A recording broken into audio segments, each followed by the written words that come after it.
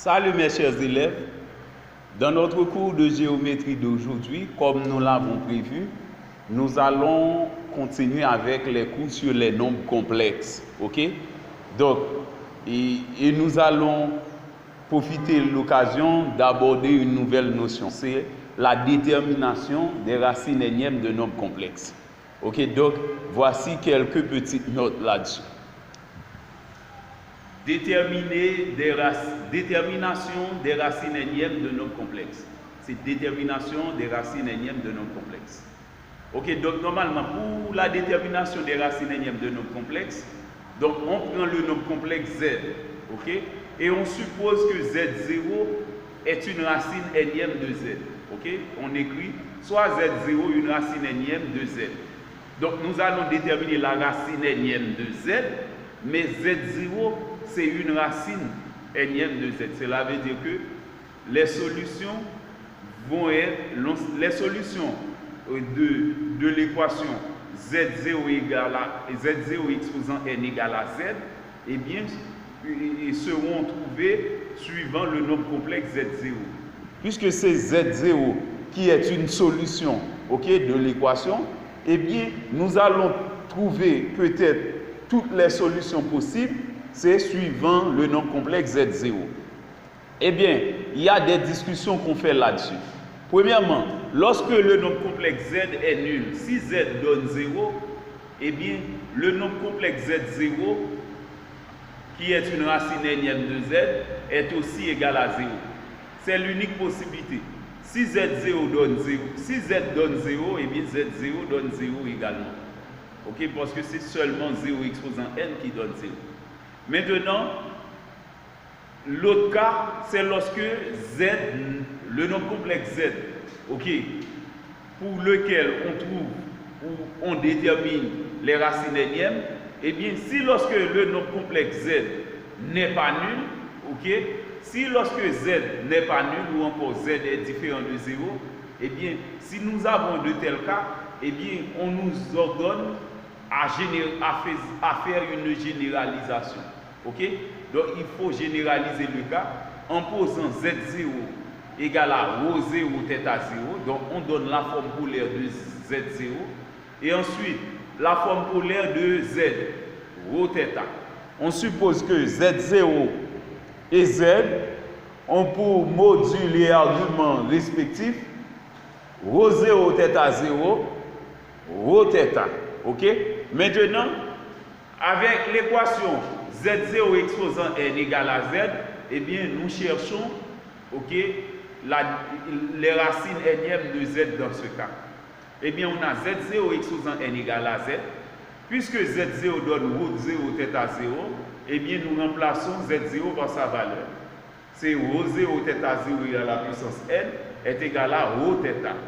Maintenant, suivant la formule de Moivre, on pourrait avoir ρ0 exposant n par n θ0.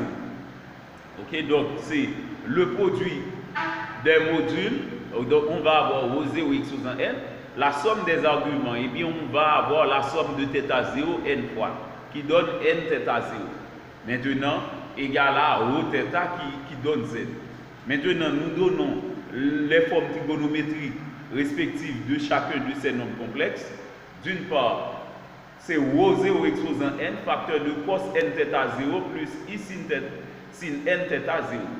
C'est ρ0 exposant n, facteur de cos n θ0 plus i sin n θ0.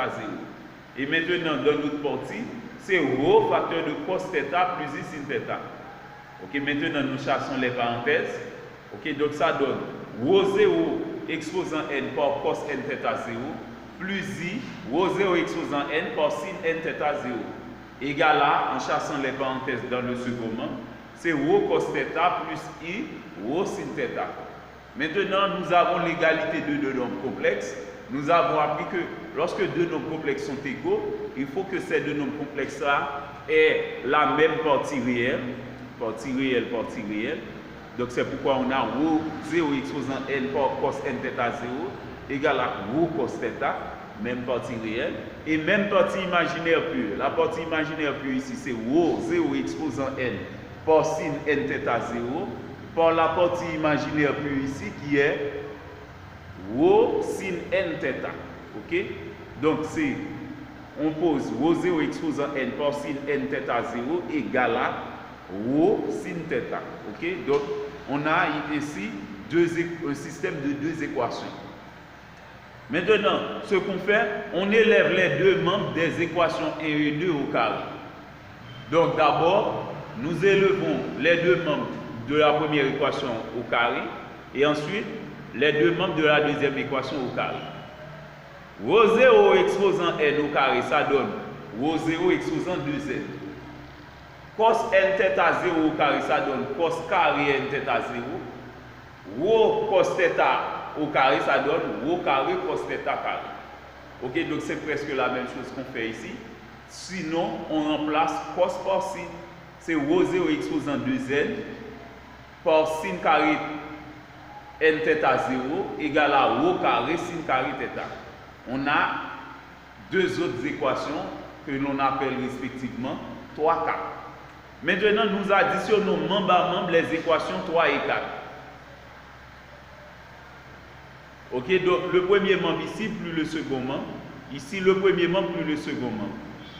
Rho 0 exposant 2n, ok, par cos carré n θ 0 plus rho 0 exposant 2n par sin carré n θ 0 égale à rho carré cos carré θ plus rho carré sin carré θ. Maintenant, nous mettons rho 0 exposant 2n en évidence. Il nous reste cos carré n θ 0 plus sin carré n θ 0. On fait de même ici. On met rho carré en évidence. Il nous reste cos carré θ plus sin carré θ. Maintenant, nous avons appris dans la formule, dans la relation fondamentale de la trigonométrie, lorsqu'on a le cosinus d'un angle au carré plus le sinus au carré de ce même angle, ça donne 1. Ok, c'est l'identité trigonométrique. C'est pourquoi on a rho exposant 2n, rho 0 exposant 2n par 1. Et de même, cos carré θ plus sin carré θ donne 1. C'est pourquoi dans le second membre, on a rho carré par 1. Rho 0 exposant 2n par 1 donne rho carré par 1, donc c'est-à-dire rho 0 exposant 2n est égal à rho carré, puisque 1 est neutre pour la multiplication. Maintenant, nous prenons la racine carrée des deux membres. Racine carrée de rho 0 exposant 2n est égale à racine carrée de rho 0 au carré. Et donc, racine carrée de rho 0 exposant 2n est égale à racine carrée de rho carré. Que donne la racine carrée de rho 0 exposant 2n? C'est rho 0 exposant n. Donc, nous avons appris, lorsqu'on extrait la racine carrée de nombre, c'est son exposant qu'on divise par 2. L'exposant de rho 0 exposant 2n, c'est 2n. Et bien, on divise 2n par 2, c'est pourquoi on a rho 0 exposant n. Donc, suivant les principes généraux, on devrait dire la valeur absolue de rho 0 exposant n. Ok? Puisque rho 0 exposant 2n est un carré parfait. On devrait avoir la valeur absolue de rho 0 exposant n. Mais nous avons déjà appris que lorsque le nombre complexe n'est pas nul, eh bien son module donne toujours un nombre strictement positif. Eh bien, pas la peine d'aller mettre valeur absolue dans ce cas parce que z, le nombre complexe z0, ici, va être différent de 0 comme z est différent de 0. Donc, rho 0 est non nul ainsi que rho est non nul. Ok, c'est pourquoi nous mettons rho exposant n égale à rho exposant 1. On divise l'exposant ici par 2 et ici par 2. Donc, on ne met pas valeur absolue parce que on ne met pas valeur absolue parce que ces deux nombres-là sont strictement positifs. Maintenant, on a rho 0 exposant n égale à rho. Eh bien, d'une manière générale, lorsqu'on a, par exemple, si on a x cube égale à quelque chose, on prend la racine cubique. X exposant 4 égale à quelque chose, on prend la racine quatrième. Mais on doit dire plus ou moins dans ce cas, lorsque c'est possible.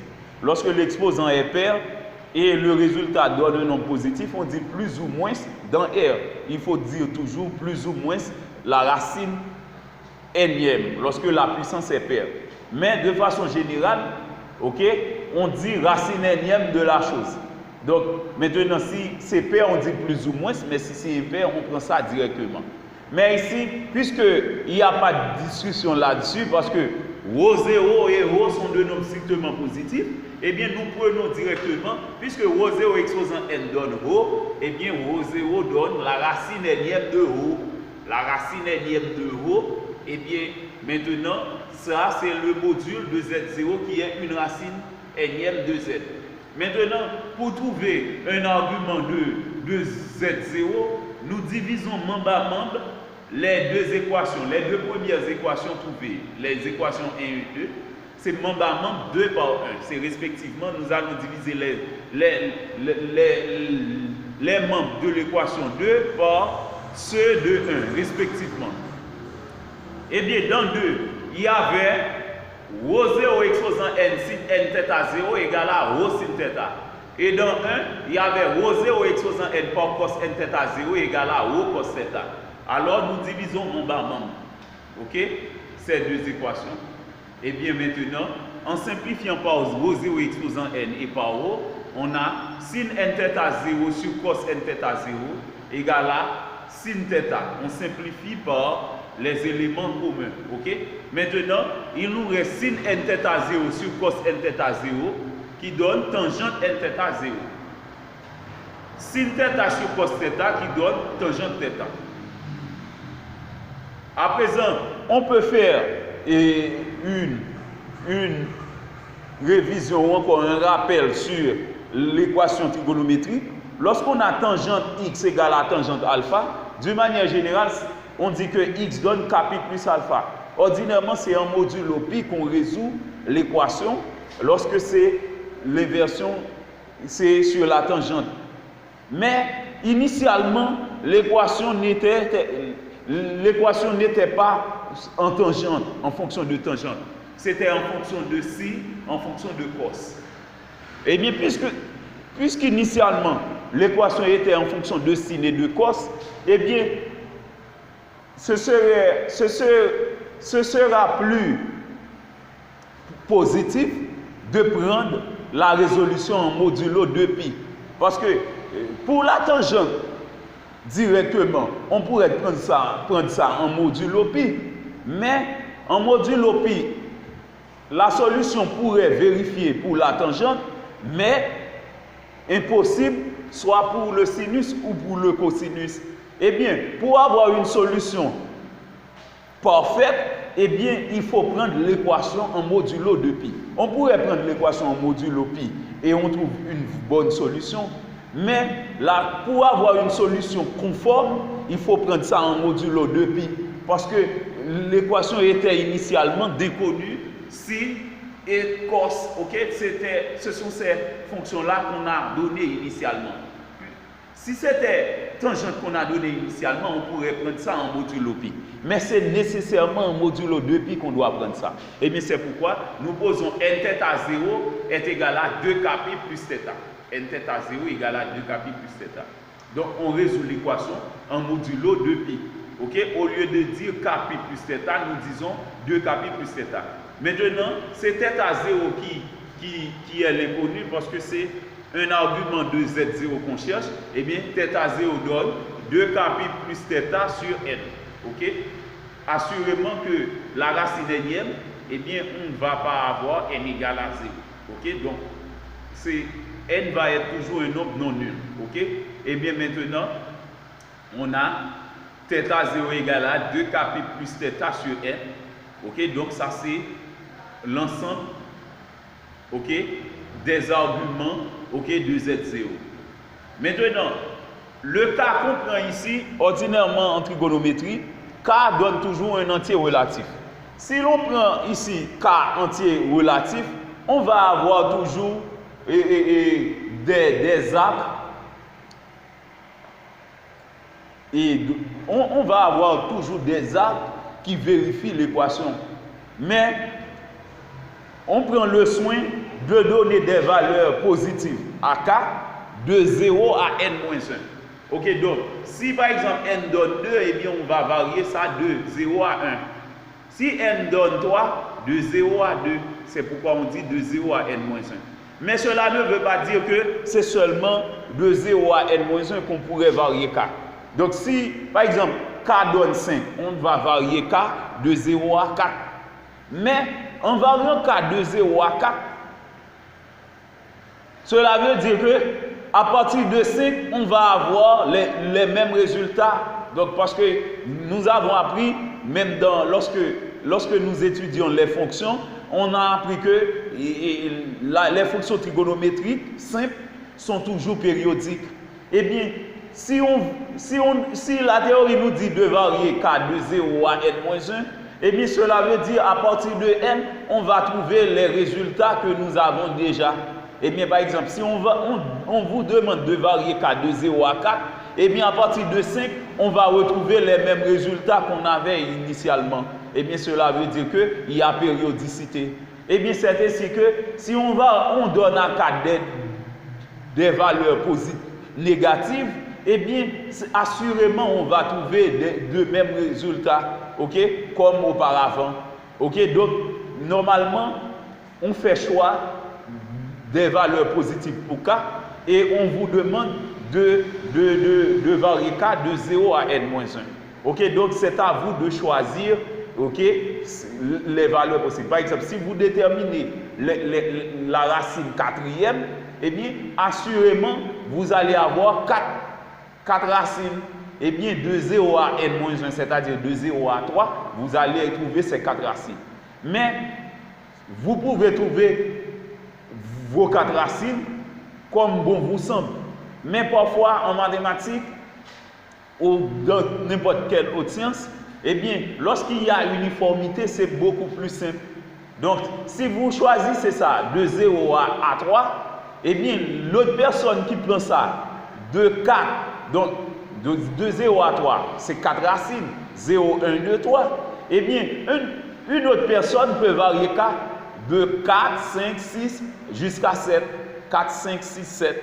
Eh bien, 4, 5, 6, 7 va donner les mêmes arguments que de 0 à 3. Ok, donc, mais cependant, on va prendre beaucoup de temps pour prouver que de 4 à 7, c'est encore les mêmes résultats que de 0 à 3. Puisque de 0 à 3 est beaucoup plus simple, il est plus aisé de passer par le chemin le plus simple et le plus facile.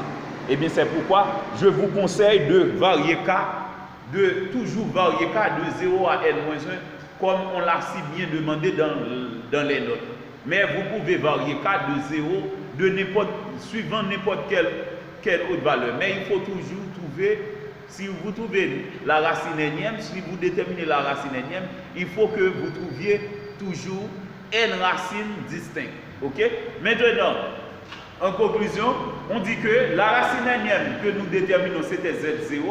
Et bien Z0 a pour module, c'est Rho0 qui donne la racine énième de Rho. Ok? Où Rho représente le module de Z. Et pour argument, 2K plus θ sur N. Ok?